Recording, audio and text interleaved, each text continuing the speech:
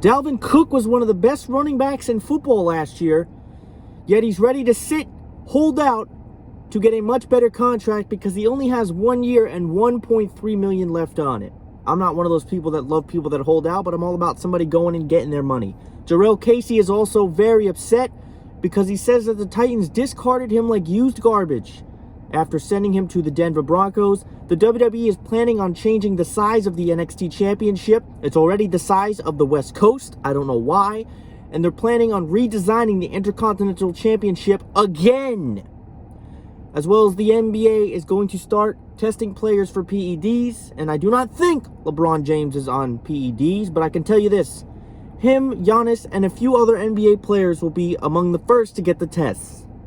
Like, subscribe, push it out there. You know what we do. We do this every day. Stay right here.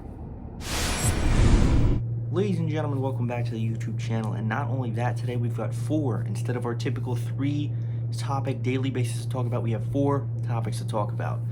We're going to kick it off with the football topics here. We have a player, and for those of you that don't know, for those of you new subscribers that are aboard, I'm a diehard Tennessee Titans fan. And that is something that's going to play a factor into this first case because I have a little bit more knowledge and from a fan experience standpoint than maybe a lot of people that normally don't see it wouldn't have. 2 football stories, 1 NBA story, and 1 wrestling story. The 1 wrestling story is very short, but we're going to kick things off here with the football story, and that is JURELL Casey.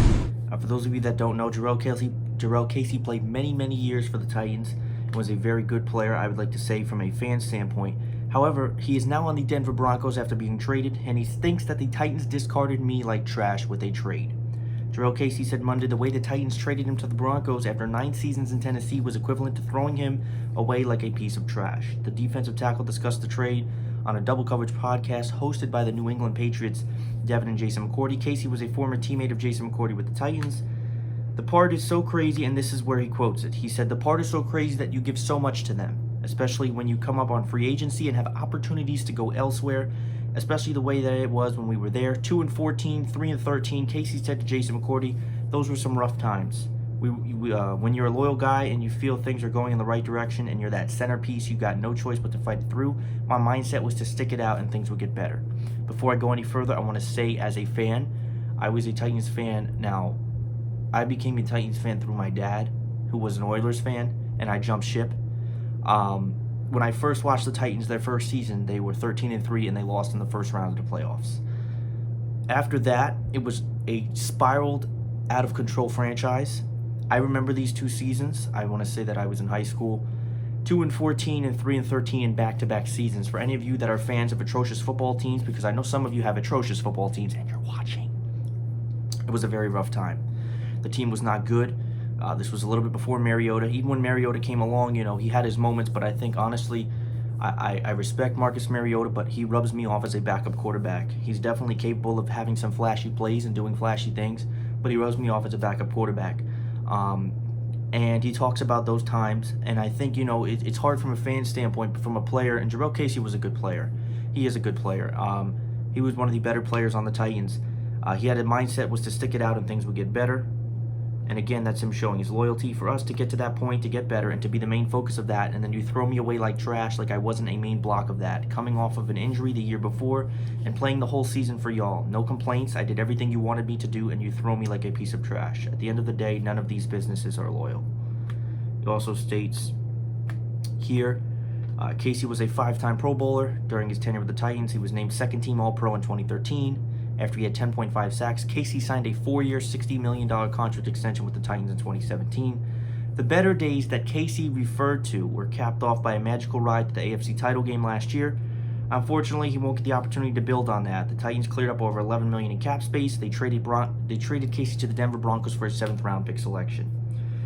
Casey noted, he also notes here that how he got the call. He was working out when he got a call from the agent that the Titans were going to shop him. He was disappointed that he didn't hear the news from the team. It was a blow to the heart because I haven't thought that one of them would hit me up. Casey said, the part that hurt the most is that I didn't get a call until 30 seconds before the trade went down. For 3 or 4 days, I had some moments when I had to tell my wife to give me a minute, and a lot of tears came out there. The Titans open up the season with a trip to Denver to face Casey and the Broncos on Monday Night Football. I definitely understand where he's coming from. I haven't been in a standpoint where I've completely given everything I've had to a business. Obviously I'm not a professional athlete. But, at the end of the day, it's a business, and I don't know exactly how the Titans went about it, but I can tell you from this standpoint, a guy like JURELL Casey should have been given somewhat of a proper send-off. And I don't mean a red carpet. I don't mean all of that. I think someone like JURELL Casey should have at least been given a little bit more of head notice and said, listen, you know what? We're grateful for everything you've done for this team, but we have some decisions we have to make. What's best for the team. We want to thank you, and we just want to give you a heads up that in the coming days or weeks, we could possibly be shopping you to another team. But for him to not get the phone call until 30 seconds before it went down, you can definitely tell how it feels. In terms of him being thrown away like trash, I think he would have been more okay with it had he left in a more reasonable way. But it definitely adds some intrigue. Next season already adds some intrigue because I think JURELL Casey, maybe not towards his teammates, but JURELL Casey's going to have some animosity towards the Tennessee Titans. And I think that his goal will to be get a giant fat sack on Ryan Tannehill opening night. We are the last game of the first week. I know the first week of the NFL, there's 2 Monday night games. We're the very last game against the Denver Broncos, which should be a good game to watch. But I definitely can see where he's coming from. But I hope that he's upset from the standpoint of, he's upset from the standpoint of how it happened. That's the way it seems. But it is a business at the end of the day. For those of you wrestling fans watching, it's the same way with WWE. I think WWE goes about it in the worst way possible. They're just very I don't even want to get into that. But he was a good player. I liked him as a Titans fan. It was tough to see him go, but at the same time, you do what you got to do. But I do think there was a much better way the Titans could have went about it. But that's what I'm going to talk about here. Now to the other football standpoint, we're going to talk about Dalvin Cook. Dalvin Cook last year had a breakout season. He was arguably, in my opinion, one of the best running backs in football. Now I don't mean to play favoritism here, but I think the best running back, at least last season specifically, was Derrick Henry. And he showed you that exactly as he literally carried the Titans to the AFC title game. Dalvin Cook says he's holding out without reasonable extension. The source says, Minnesota Vikings running back Dalvin Cook will no longer participate in any team-related activities unless he receives in terms was to be a reasonable deal. He's out, a source told ESPN, without a reasonable extension. He will not be showing up for camp and beyond. To date, the Vikings contract proposals to Cook demonstrate that they are a quarterback-first team, per the source. This offseason, the Vikings gave Kirk Cousins, who had 1 year left on his deal, a contract paying him $30 million per season. This is what's outlandish to me. They gave him a contract that is $30 million per season. Cousins will make $150 million over 5 seasons. Cook, however, has 1 year and $1.3 million left on his contract. Before I even go any further, Kirk Cousins was overpaid. We were all jeopardizing, where's Kirk Cousins going to go? We were all sitting here saying, is Kirk Cousins going to this team? Is Kirk Cousins going to that team? Where are we going to see Kirk Cousins go this past offseason? A lot of people said the Jets. I wouldn't have minded it, but I think the Jets are sold on Sam Darnold, and I think they should be. Now, the thing here is Kirk Cousins is overpaid. I can tell you that right now. Is Kirk Cousins a good quarterback? Yeah. Is he an elite quarterback? No. Kirk Cousins, should he be making $30 million a year? No.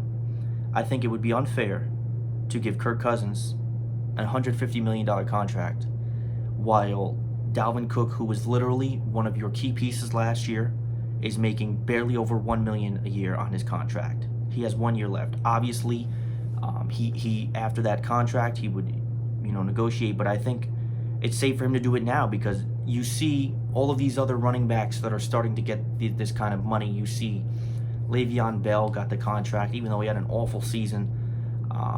David Johnson, I believe, was one of the guys he was shipped to Houston, I believe. Here it says Cousins will make as much in 1 season as Cook hopes to make in 3, which will help explain why contract talks have stalled and threaten to remain that way until the deals work. Cook now finds himself in similar spots as running backs Elliott, Bell, Gurley, Gordon, and Johnson, who were invaluable to their offenses but played a position for which wages have not risen at the same rate as those for quarterbacks. Johnson, traded to this offseason in Houston, makes $13 million per year, and Cook wants to match, if not surpass, that total. A running back's greatest leverage in negotiations is his service. Cook is now withholding his, as Elliott did last year. Minnesota needs Cook and his 1,100 rushing yards and 13 touchdowns from last season. But with camp tentatively scheduled to start next month, the Vikings are on track to not have him. Two sides, Vikings and Cook, have not spoken since last week and have no further talks scheduled. Cook said that he has presented what he thinks are reasonable proposals this offseason. The Vikings have been unwilling to meet his price. I'm on Dalvin Cook's side. But here's where some people might not take Dalvin Cook's side. some people might not take his side based on the standpoint of you're holding out and you're missing the team. All about a guy getting his money. But I think at a standpoint, you have to be a team player, and I feel like the right thing to do would be keep playing, tell them, listen, I'm going to show up to camp, I'm going to work hard, but I want this money, and if we can't come to this, then I can't play for this team. But at the same time, it doesn't always go that way, and I think Dalvin Cook is really set on what he wants, and he definitely deserves it. Dalvin Cook should be making more than a little $1.3 million a year. He's one of the best running backs in football, and he showed you that this last season. If Dalvin Cook does not get a minimum of $10 million, I do not think he will play this season. And let me tell you this. They lost Stephon Diggs. The Vikings are still a good team. The Vikings need Dalvin Cook, because if you're putting all the pressure on Kirk Cousins, well, you will learn very, very fast that that's not a good thing to do. Give Dalvin Cook his money. Is he going to be the, Johnson here, who was traded to Houston, David Johnson, makes $13 million per year. Cook wants to match, if not surpass that total. Is he going to get $15 million a year? I don't know. I really don't know. But he definitely earned it. He definitely earned at least $10 million a year. He wants that $10 million now. Why is he going to risk another year of his career making $1 million when he could make $10 million? All for it on Dalvin Cook. I think it's kind of a crappy situation because he's not, maybe he's not playing. And I think that, from a morale standpoint, the best thing to do would be to, be there for your team. But Dalvin Cook needs to get his money, man. I'm all for it. You know what? I have to agree with Dalvin Cook here. All right, we're going to switch it over. If you wrestling fans are still watching, we're going to talk about WWE looking to redesign some of their title belts, and I don't know why. This article is from Wrestling Inc. WWE is looking to redesign some of their title belts. Wrestling News learned that WWE is reportedly working on new belt designs for some of their titles. Belt fan Dan of BeltTalk.com tweeted in May that WWE was working on new versions of some of their belts, and they're already in production. Wrestling Inc. has learned that WWE is working on revamping the NXT Championship. The new look has the same design but is bigger in size. And the WWE Us Championship is also getting a redesign. Now, I thought I heard somewhere about the Intercontinental Championship getting redesigned, but now that I'm reading this article, I just see the US. First things first, why is the US title getting redesigned? Is there anything about the US title that needs to get redesigned? The US title is perfect the way it is. Same thing with the NXT Championship. Why is it getting bigger? Isn't the NXT Championship one of the biggest actual belts in the company? Why is this getting, why are we getting twice the size on this? I did hear some about the Intercontinental Championship, but, the Intercontinental Championship has honestly been redesigned about 55 times in the last 3 years. I don't know why. I would love to dive into this deeper, but there really isn't too much more to dive into it. This is what they're saying. I don't know why. I think the Intercontinental title, I don't think the title itself looks bad, but I think it could look a lot better. I like the older design. The white straps and the original design I liked. The Intercontinental title before that, like Ruthless Aggression era, wasn't really the greatest, but I have no problem with it now. I think some of these titles they've made worse. The Universal title has been one of the poorest built titles, I think, of all time. I think, in all honesty, the Universal title has been probably almost holds less value than the 24/7 Championship does. 24/7 Championship is a joke. We know that. But the Universal title's been a joke ever since Finn Balor relinquished it. Blue, red, Jolly Rancher. It's not cute. It's not cute. It's not, I don't want to see it. You know what I mean? Universal title's been held by people, Brock Lesnar ruined that title. Brock Lesnar's great in his own right. Should have never had the Universal title. Universal title has, to me, never felt important. It felt important when Finn Balor won it, and the night after he relinquished it after his injury at SummerSlam 2016, it has not felt the same since. And it will not feel the same since.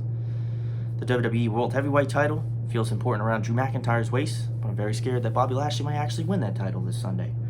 But that's all the news for wrestling, at least. I don't know why they're redesigning it. And the last topic to talk about is the NBA testing for PEDs. NBA will test for performance-enhancing drugs in Orlando, but not recreational ones, per report. Contrary to reports, NBA will indeed do drug testing in Orlando. The NBA and the Players Union have agreed to test for performance-enhancing drugs at Disney, but not recreational ones, according to the Athletic Shams Kanrania. I don't know what that is. Should ease the concerns that many have raised over players would combat the rust generated over several months. Without basketball, had the two sides been unable to come to this sort of agreement, players would have been able to take PEDs with impunity. Given the unprecedented situation that the pandemic posed, it would have been naive to assume that many players wouldn't have at least considered it. Again, they're not on the court as much. You're not playing. A quick way to get back, and it's not the best way, would be PEDs. And if there's no way that the NBA would establish discipline on that, they're going to do it. I mean, NFL players do it anyway. Same thing with baseball players. Baseball players are constantly caught with steroids. But I don't really think of the NBA as a PED sport, but then you got to keep in mind it's not just steroids. A lot of people think PEDs, they just think consistently steroids. They don't think of other things. They don't think of stimulants. They don't think of all of that. NBA interest enforcing policies on recreational drug use at the moment appears somewhat limited. On Monday, the NBA reinstated Charlotte Hornets guard Malik Monk from his indefinite suspension. NBA is already an enormously difficult task ahead of it, maintaining the integrity of Disney World bubble while also testing for PEDs. Adding recreational drug testing on top of that would have strained the league's resources even further. Lastly but not least, considering any testing needs to be agreed upon by the union, sacrificing recreational drug testing in favor of performance-enhancing drug testing simply made more sense for the NBA. The league's stated intent to protect its health and safety of its players, and its unspoken priority in protecting the integrity of the product if it plans to put on a floor in Orlando. Testing for PEDs is a necessity on both fronts, and the league was fortunately able to negotiate for that. Last thing I'm going to say. Recreational drugs, honestly, I don't really think they should test for them in sports. I never really thought that recreational drugs needed to be tested for in sports. I don't ever think that unless it's a cause for discipline, action, or it's a cause for poor performance, I don't think that a player needs to be tested for weed. I don't even think that weed should be illegal anymore. It's ridiculous. If an NBA player is high as hell, we know Mike Beasley was high as hell on the Knicks. Come on now. Who cares? You know what I mean? Like, why is that an issue? That's what I don't understand is why sacrificing recreational drugs is much more important. PEDs can ruin the sport. And that's straight facts. PEDs give you talent that you never knew you had, okay? I don't, we got a little thing here. Jamal Murray and Nuggets chances. We know we can win the title. I don't know. That's off topic. But I'll tell you what, right now, the Nuggets are a good team. Be prepared to see them do some work in the playoffs. Again, I agree. You got to test for PEDs. There's no need to test for recreational drugs. They shouldn't even be illegal. Anyways, ladies and gentlemen, that's the news as always. This is Nick's World. You are a fan. Nick's World. You are a fan. Thank you so much for watching. As always, hit the like button, subscribe, push it out there, comment, tell me what you want to see next. Give me some ideas, topics to talk about. Stay safe.